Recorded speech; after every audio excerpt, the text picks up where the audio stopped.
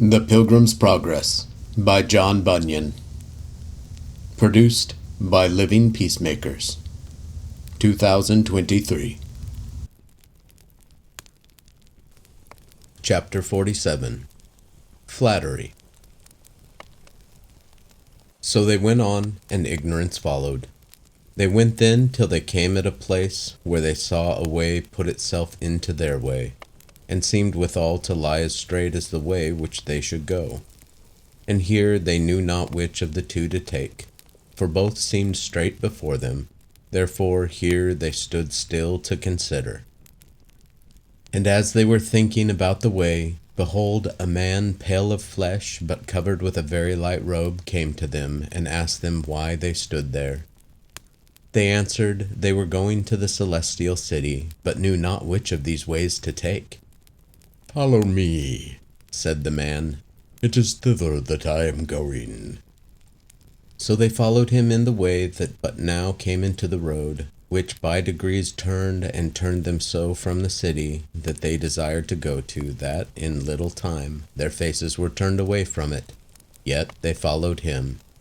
But by and by, before they were aware, he led them both within the compass of a net, in which they were both so entangled that they knew not what to do. And with that the white robe fell off the pale man's back. Then they saw where they were. Wherefore there they lay crying some time, for they could not get themselves out. Then said Christian to his fellow, "Now do I see myself in an error? Did not the shepherds bid us beware of the flatterers? As is the saying of the wise man, so we have found it this day. A man that flattereth his neighbor spreadeth a net for his feet." "They also gave us a note of directions about the way, for our more sure finding thereof. But therein we have also forgotten to read, and have not kept ourselves from the paths of the destroyer.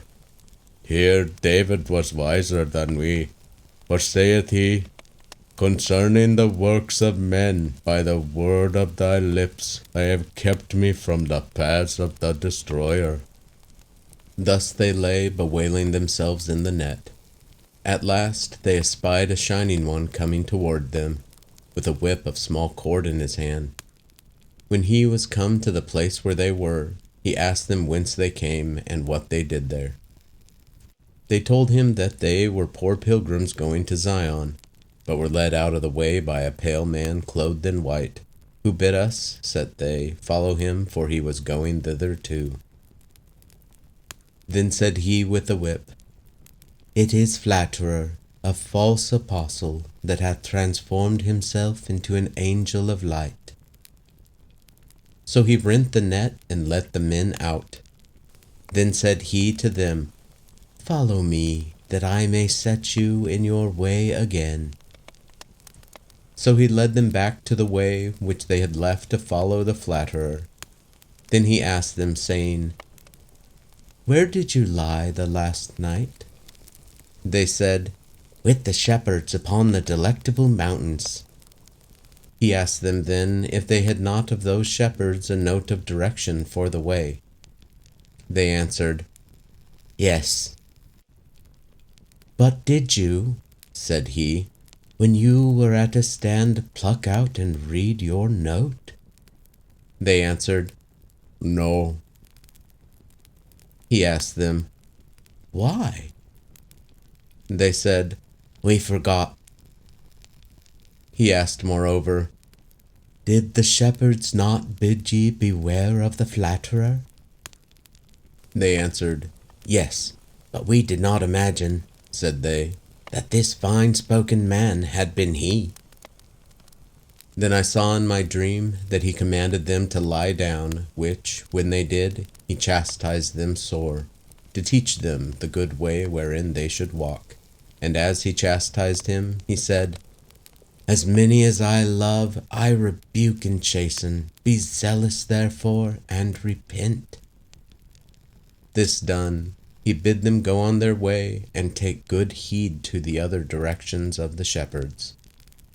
So they thanked him for all his kindness, and went softly along the right way, singing, Come hither, you that walk along the way. See how the pilgrims fare that go astray. They catch it all in an entangling net, 'cause they good counsel lightly did forget. 'Tis true they rescued were, but yet you see, they're scourged to boot. Let this your caution be. Now after a while they perceived afar off one coming softly and alone all along the highway to meet them. Then said Christian to his fellow, Yonder is a man with his back toward Zion, and he is coming to meet us. I see him. Let us take heed to ourselves now, lest he should prove a flatterer also. So he drew nearer and nearer, and at last came up to them. His name was Atheist, and he asked them whither they were going. We are going to the Mount Zion. Then Atheist fell into a very great laughter. What is the meaning of your laughter? I laugh to see what ignorant persons you are, to take upon you so tedious a journey, and yet are like to have nothing but your travel for your pains. Why, man, do you think we shall not be received? Received? There is no such place as you dream of in all this world. But there is in the world to come. When I was at home in my own country, I heard as you now affirm, and from that hearing went out to sea, and have been seeking the city for like this 20 years, but find no more of it than I did the first day I set out. We have both heard and believed that there is such a place to be found. Had not I, when at home, believed, I had not come thus far to seek, but finding none, and yet I should had there been such a place to be found, for I have gone to seek it further than you. I am going back again, and will seek to refresh myself with the things that I then cast away, for hopes of that which I now see is not. Then said Christian to Hopeful his fellow, Is it true which this man hath said? Take heed, he is one of the flatterers. Remember what it hath cost us once already for our hearkening to such kind of fellows. What now, Mount Zion? Did we not see from the delectable mountain the gate of the city? Also, are we not now to walk by faith? Let us go on, said Hopeful, lest the man with the whip overtake us again. You should have taught me that lesson which I will round you in the ears withal. Cease, my son, to hear the instruction that causeth to err from the words of knowledge. I say, my brother, cease to hear him, and let us believe to the saving of the soul.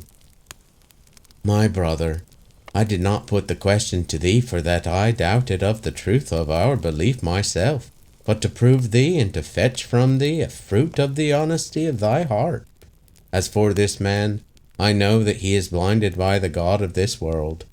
Let thee and I go on, knowing that we have belief of the truth, and no lie is of the truth. Now do I rejoice in hope of the glory of God. So they turned away from the man, and he, laughing at them, went his way.